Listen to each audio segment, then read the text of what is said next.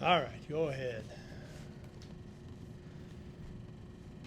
Well, I would imagine it's a game with respect to your opponent that you anticipated being able to win, but boy, up and down, and I would imagine it was kind of a mix for you in terms of positive, negative, in between. So, what are you thinking right now?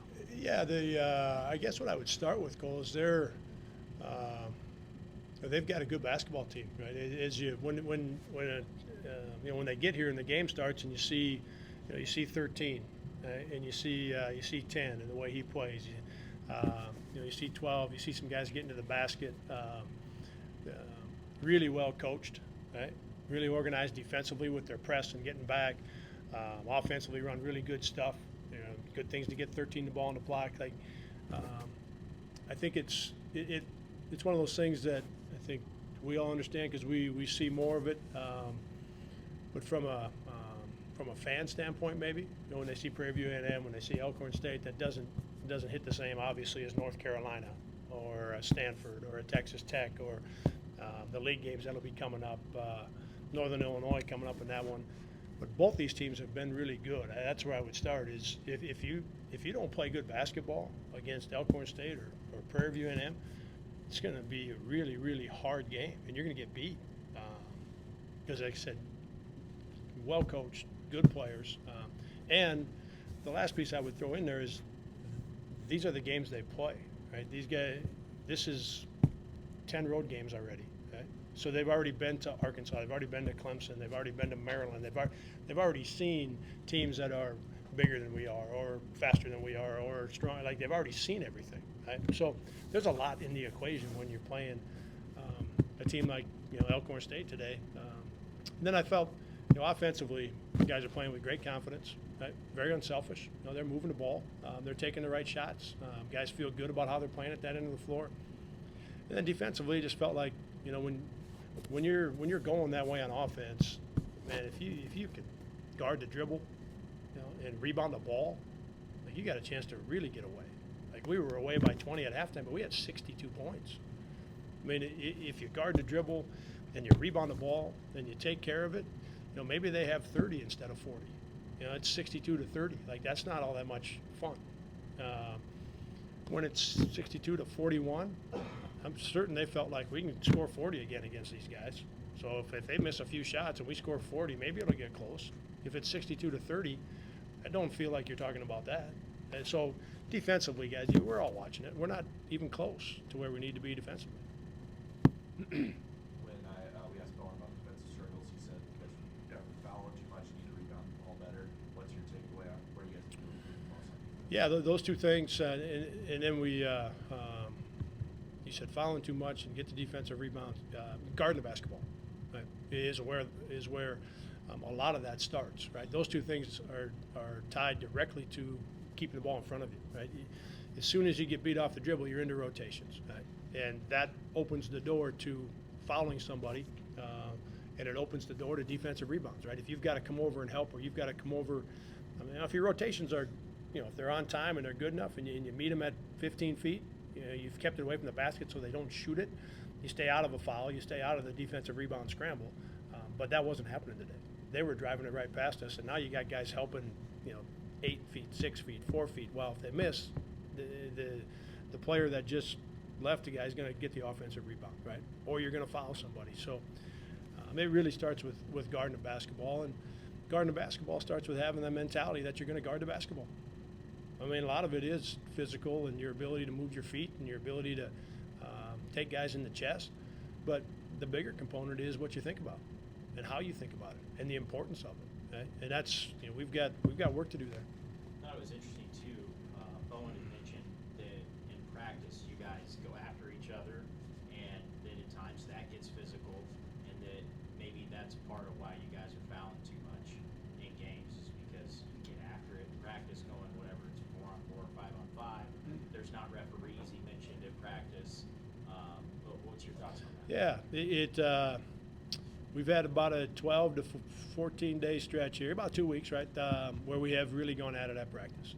Yeah, Bowen's he's spot on. Yeah. And we haven't called very many fouls. So he is. He's correct in what he said. And we've got to find a way to move forward in the areas that we're talking about. We've got to find ways to move forward in terms of guarding the ball, getting a defensive rebound, and making some of the toughness plays. In order to improve at those things, you have to do it in practice, which means it's going to be physical and it's going to be hard. Right? We also have to move forward in terms of not fouling. Right? So we've got some key areas that we've got to work to get better at. Bowen's not incorrect with what he said, but we've got to find a way to just to make some strides in the 3 or 4 areas that we're talking about. But Jake, with Heisey,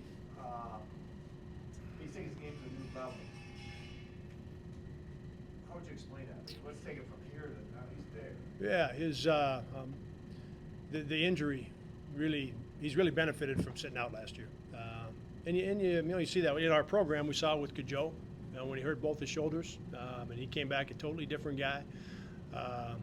AJ when he was out, I think there were some things that he was doing afterwards. So you see that with some guys. Now, usually that's sitting and watching practice is different than being in practice.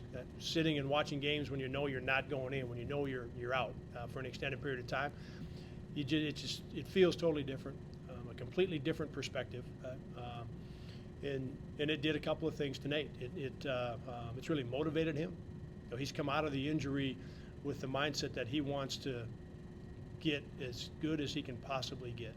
Prior to the injury, it was less of that. It was more, hey, I'm good and I like playing and I want to win bad. It wasn't, but he didn't have the same drive to get as good as he could possibly get. He learned that through the time he was out, and that led to working harder, and that's got his confidence in a place that we're seeing. A very confident player right now. So those things are all tied together, Kale. But I would tell you it's the perspective he gained from being out, and the way he thinks about it now, as opposed to just being a good player and wanting to win really bad and being competitive. He wants to be in a different space. He wants our team to to be as good as we can possibly be. He wants to get as good as he can possibly get. So I just think that learned a lot when he sat out. With respect to your three-point shooting, season high, 14 tonight from your team. It seems like three-point shooting is getting better each night. Started the season a little slow from deep, where I think fans are used to seeing you guys. What's gone into the rise in three-point percentage? Yeah, one of the parts, Bowen's up and running. Right? We've talked about the September, October he had. I don't need to go through all that again, right? But he's up and running now a little bit, isn't he? When we watch him play, it's more of what we're used to seeing from him. Not that what he does is easy, right? But this is where he's, we've seen him play a lot. That's one piece of it. Just talking about Nate, right? Nate's playing at a high level and got a lot of confidence at that end. I think the big picture for me is the work the guys put in outside of practice. Right? Like Titan and Mike don't shoot a lot of threes during the game, right? But they shoot a lot of them during the course of the week, and they shoot a ton of them outside of practice. So they feel, Mike took 2 today, was 2 for 2. Ty took 2 today, was 2 for 2. That comes from all of the time and all of the work in between the games and outside of practice, and that's why I think we are over the last kind of 2-3 weeks. Why we're seeing these numbers. Your first bit of separation in this game, you had it was like a 9-2 run, got you up by 9, and Kyle Polk scored 7 of those points in that run.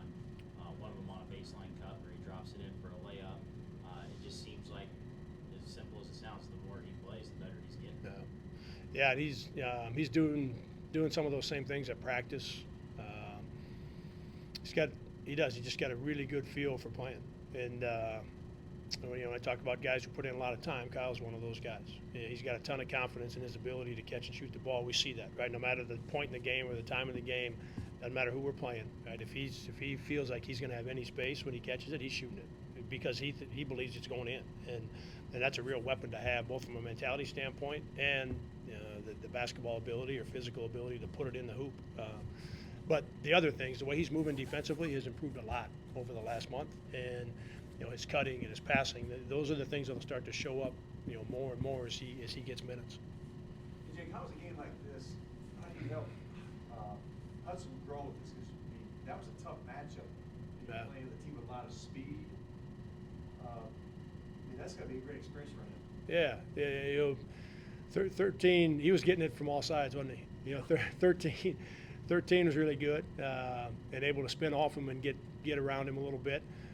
When he played off 13, and he wasn't on in the second half when he made the jumpers, but when you're off 13 a little bit, I think he made one in the first half. But then he goes to a ball screen. Now you got 4 and 10 and 12. You got these guys buzzing at you and trying to figure out how you're going to move your feet side to side. And then he got caught the 1-on-0 at the elbow, and he's thinking, man, I better get to him. And he shot fakes and goes in. It was so he was getting it from all sides. You don't. Take this or really help him. Yeah, I mean that's Roll with it? yeah. And what I was going to say, Kale, you don't while it's going on in the game. He doesn't like it, and it doesn't feel good, but it gives you the opportunity to get a lot better from it, right? And he really understands things, both ends. He really gets it. And he's got a really good feel, and now it's just continuing for him, like I've talked about with our team, continuing to develop that edge. Like his confidence has increased a lot over the last 6 weeks, and he's finding out that he's capable of being a really good two-way player and at a high level. And but this is brand new for him. I've talked about that quite a bit this fall. He hasn't had this role, this type of responsibility since he's been in college, right? The last time would have been a senior in high school. And for the last 3 years, he hasn't had this type of playing responsibility. So that means you're going to be playing against good players for extended minutes. And that means you've got to be on top of it, right? And but he really wants to. He studies film a lot, practices really hard. Like he really, really wants to be good. So I think your point's a great one. Like this gives him an opportunity to really jump forward here. What's the attitude and confidence level of this team in comparison to where it was at after you guys went 0-2 in your values? Yeah, I would tell you it's moved quite a bit. And I think you're seeing that. I think you're seeing it. Well, you are. We're seeing it mostly at the offensive end of the floor, right? Guys are playing with a really good confidence at that end of the floor. We've just, to finish answering your question, Ethan, in a totally different place. That was. I've talked to the guys about it. Look, that was a bad week of basketball, right? And we've played much better since, right? We've been able to take care of our home court 3 times in a row. We talked a lot about that. The things that we're still talking about are the defensive ones, right?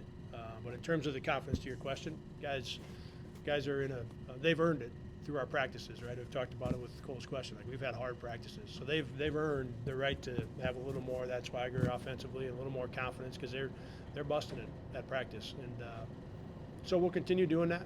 I think it helps them in terms of what we do during the week, obviously.